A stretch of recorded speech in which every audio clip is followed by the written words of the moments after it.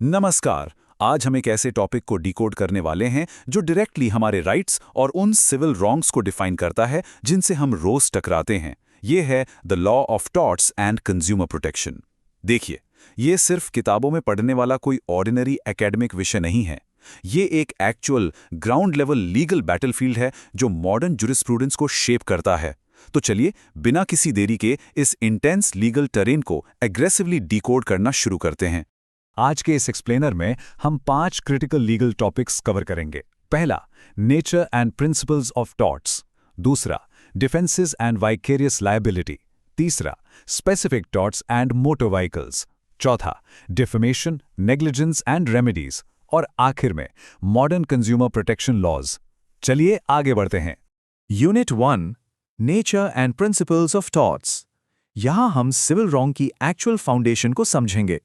तो सबसे पहला सवाल, टॉर्ट आखिर है क्या?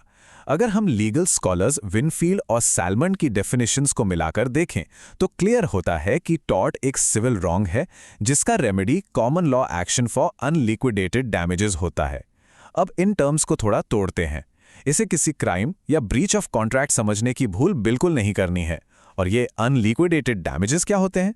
इसका सीधा सा मतलब है कि कॉम्पनसेशन अमाउंट पहले से फिक्स नहीं होता। कोर्ट एक्चुअल हार्म और फैक्ट्स को देखकर वहीं पर ये अमाउंट डिसाइड करती है। ये कॉन्सेप्ट एक्यूरेटली समझने के लिए इन दो लैंडमार्क केसेस के बीच का डिवाइड देखना बहुत जरूरी है। लेफ्ट में है 1410 का ग्लॉस्टर ग्रामर स्कूल केस। ये डैमनम साइने इंजूरिया यानी डैमेज विदाउट लीगल इंजरी का क्लासिक एग्जाम्पल है। यहाँ फेयर कंपटीशन की वजह से एक स्कूल को फाइनेंशियल लॉस तो जरूर हुआ, पर किसी का कोई लीगल राइट वायलेट नहीं हुआ। इसलिए कानून ने कहा कोई टॉर्ट नहीं हुआ। अब इसे राइट साइड के 1703 के एशबी वी वाइट केस से कंपेयर करते हैं। यहां अप्लाई होता है इंजूरिया साइने डैमनो। एक वोटर को वोट डालने से इल्लीगली रोका गया। उसका अपना कैंडिडेट जीत गया, मतलब कोई फाइनेंशियल या एक्चुअल डैमेज नहीं हुआ, लेकिन उसका लीगल राइट डेफिनेटली वायलेट हुआ। इस जजमेंट ने तय कर दिया कि अगर राइट वायलेट हुआ है तो कानून रेमेडीज जरूर देगा, चाहे फाइनेंशियल लॉस बिल्कुल जीरो क्यों ना हो।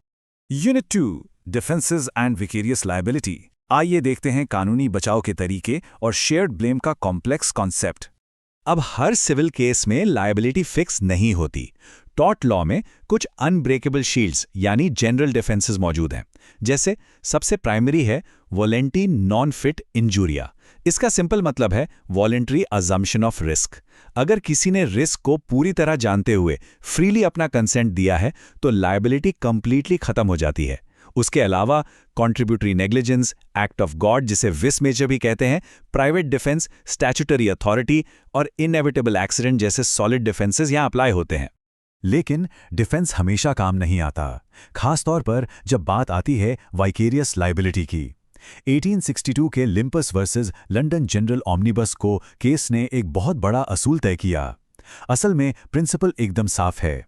एक एम्प्लॉयर अपने एम्प्लॉई के रॉन्गफुल एक्ट्स के लिए लायबल होता है अगर वो एक्ट कोर्स ऑफ एम्प्लॉयमेंट के अंदर किया गया हो, भले ही एम्प्लॉई ने वो काम अनऑथराइज तरीके से क्यों ना किया हो।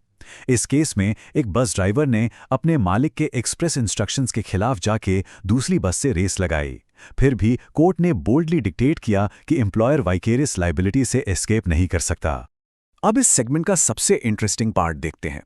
कोर्ट्स ने एब्सोल्यूट सॉवरेन इम्यूनिटी यानी सरकार की कंप्लीट छूट को कैसे कंप्लीटली शैटर किया। पहले स्टेट को हर लायबिलिटी से पूरी इम्यूनिटी मिलती थी, पर state of Rajasthan v Vidyavati case ने इस दीवार को तोड़ दिया।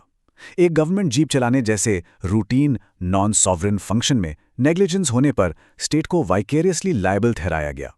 और बिल्कुल इसी तरह नीलावती बेहरा केस में कोर्ट्स ने कॉन्स्टिट्यूशनल टॉर्ट को रिकॉग्नाइज किया। पुलिस कस्टडी में हुई डेथ पर यह साफ हो गया कि फंडामेंटल राइट्स के वायलेशंस पर स्टेट को हर हाल में हेवी कॉम्पेंसेशन देना ही पड़ेगा। एक और जबरदस्त लीगल एवोल्यूशन देखे। 19th सेंचुरी का Rylands versus Fletcher case strict liability establish करता है, यानी अगर non natural use of land से कोई डेंजरस चीज एस्केप होती है तो लायबिलिटी बिल्कुल बनती है। पर इसमें एक्ट ऑफ गॉड जैसे डिफेंसेस अवेलेबल थे। अब इसे मॉडर्न एरा के MC Mehta oleum gas leak case से कॉन्ट्रास्ट करते हैं। इस लैंडमार्क केस ने इंडस्ट्रियल इंडिया के लिए एब्सोल्यूट लायबिलिटी को फोर्ज किया। अगर कोई हैजर्डस एंटरप्राइज प्रॉफिट के लिए डेंजरस एक्टिविटी करती है तो उनकी ड्यूटी नॉन डेलीगेबल होती है। और सबसे इंपैक्ट वाली बात, यहां कोई डिफेंसेस अलाउड नहीं है। बच निकलने का लिटरली कोई रास्ता नहीं छोड़ा गया। Unit 3, specific torts and motor vehicles. इस हिस्से में ऑफेंसेस अगेंस्ट पर्सन, प्रॉपर्टी और रोडवेज की प्रैक्टिकल रियलिटीज की बात करेंगे। डायरेक्ट बॉडीली हार्म और पर्सनल लिबर्टी के ऑफेंसेस को लॉ ने बहुत स्ट्रिक्टली डिफाइन किया है। असॉल्ट यानी हार्म का डर पैदा करना, बैटरी जिसमें इंटेंशनल फिजिकल फोर्स यूज होती है, और फॉल्स इम्प्रिजनमेंट यानी unlawful restraint. Rudul Sah versus state of Bihar case इस कॉन्टेक्स्ट में एक एब्सोल्यूट मॉन्यूमेंटल डिसीजन है। यहां एक सिटीजन को कोर्ट से बरी होने के बाद भी 14 साल तक इलीगल डिटेंशन में रखा गया। सुप्रीम कोर्ट ने इस फॉल्स इम्प्रिजनमेंट को एक सीरियस कॉन्स्टिट्यूशनल वायलेशन माना और आर्टिकल 32 के तहत मॉनेटरी कॉम्पनसेशन देकर पब्लिक लॉ रेमेडीज को सॉलिडली सीमेंट कर दिया। प्रॉपर्टी एंजॉयमेंट को प्रोटेक्ट करना भी उतना ही जरूरी है। न्यूसेंस दो तरह के होते हैं। एक है पब्लिक न्यूसेंस, जो मास लेवल पर पब्लिक को अफेक्ट करता है। ये इफेक्टिवली एक क्राइम है और इसमें प्राइवेटली सू करने के लिए स्पेशल डैमेज प्रूफ करना पड़ता है। पर प्राइवेट न्यूसेंस एकदम अलग और स्पेसिफिक है, जैसा राधे श्याम वी गुरुप्रसाद केस में शार्पली साबित हुआ। यहां यह क्रिस्टल क्लियर कर दिया गया कि एक रेजिडेंशियल एरिया में फ्लावर मिल की लाउड नॉइज और हैवी वाइब्रेशन से किसी के पीस ऑफ माइंड को बुलडोज नहीं किया जा सकता। एक लॉफुल बिजनेस होने का मतलब ये नहीं कि दूसरों की कंफर्टेबल एंजॉयमेंट छीन ली जाए। कोर्ट ने यहां बिना झिझक इंजंक्शन ग्रांट किया। अब रोडवेज की बात करें तो मोटर व्हीकल्स एक्ट के अंदर कॉम्पनसेशन तय करने का एक बहुत स्ट्रिक्ट मैकेनिज्म है। सरला वर्मा वर्सेस डीटीसी केस में एक बहुत ही मैकेनिकल और स्ट्रक्चर्ड फॉर्मूला एस्टैब्लिश हुआ। एक यूनिफॉर्म और जस्ट कॉम्पनसेशन इंश्योर करने के लिए कोर्ट्स बेसिकली 3 स्टेप्स फॉलो करती हैं।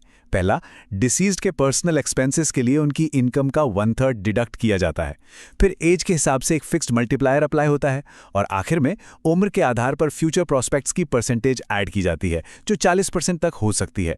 ये स्टेप बाय स्टेप फॉर्मूला किसी भी पर्सनल बायस को हटाकर प्रोसेस को बिल्कुल ऑब्जेक्टिव और एयर टाइट बना देता है। Unit 4, defamation, negligence and remedies. आइए रेपुटेशन, ड्यूटी ऑफ केयर और उनके सिवियर रेक्टिफिकेशंस को डिटेल में समझते हैं। डिफेमेशन लॉ के कोर प्रिंसिपल्स एकदम क्लियर और डायरेक्ट हैं। लाइबल वो डिफेमेशन है जो परमानेंट फॉर्म में हो, जैसे रिटन वर्ड या video, and it is actionable पर से। दूसरा है स्लैंडर, जो ट्रांजिएंट या स्पोकन फॉर्म में होता है, जिसके लिए डैमेज प्रूव करना पड़ता है। अब इस कॉन्टेक्स्ट में राम जेठमलानी वर्सेस सुब्रमण्यम स्वामी केस की इमेंस इंपॉर्टेंस देखिए। इस केस ने पावरफुली एस्टैब्लिश किया कि ट्रूथ यानी जस्टिफिकेशन डिफेमेशन के खिलाफ एक कंप्लीट डिफेंस जरूर है, लेकिन जब डिफेंडेंट पब्लिक प्लेटफॉर्म पर टेररिस्ट फंडिंग जैसी एक्सप्लोजिव एलिगेशंस को एक्चुअली प्रूव करने में बुरी तरह फेल हुए, तो लॉ ने उनसे हेवी डैमेजेस एक्सट्रैक्ट किए। फैक्ट्स हमेशा सॉलिड होने चाहिए, वरना लॉ किसी को नहीं छोड़ता।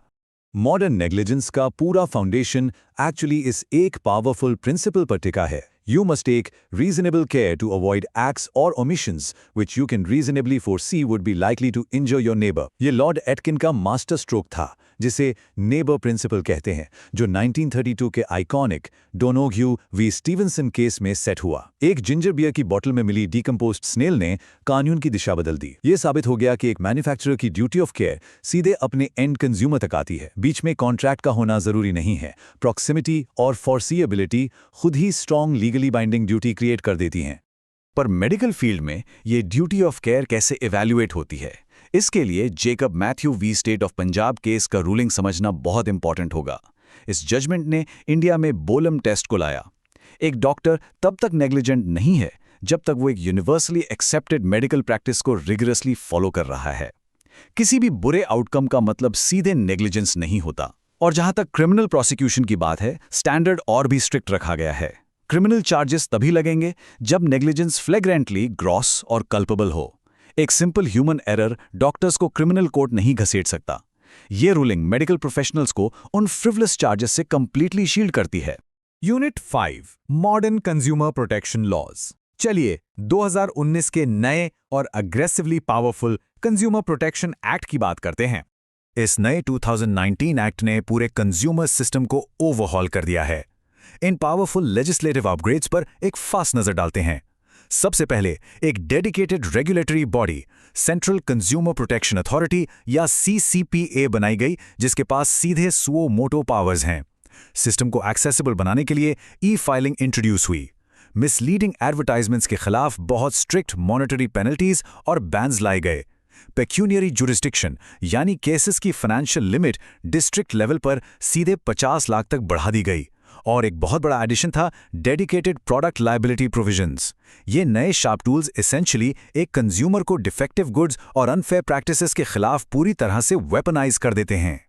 सबसे इंटरेस्टिंग और हीटेड डिबेट ये थी कि क्या हॉस्पिटल्स भी इस कंज्यूमर लॉ के अंडर आते हैं। Spring Meadows hospital versus Harjol Ahluwalia case ने कानून के दरवाजे कंज्यूमर्स के लिए पूरी तरह से खोल दिए। सुप्रीम कोर्ट ने फर्मली और बोल्डली रूल किया कि अगर मेडिकल सर्विसेज कंसिडरेशन यानी फीस लेकर प्रोवाइड की जा रही हैं तो वो सर्विसेज कंज्यूमर प्रोटेक्शन एक्ट के एम्बिट में बिल्कुल आती हैं।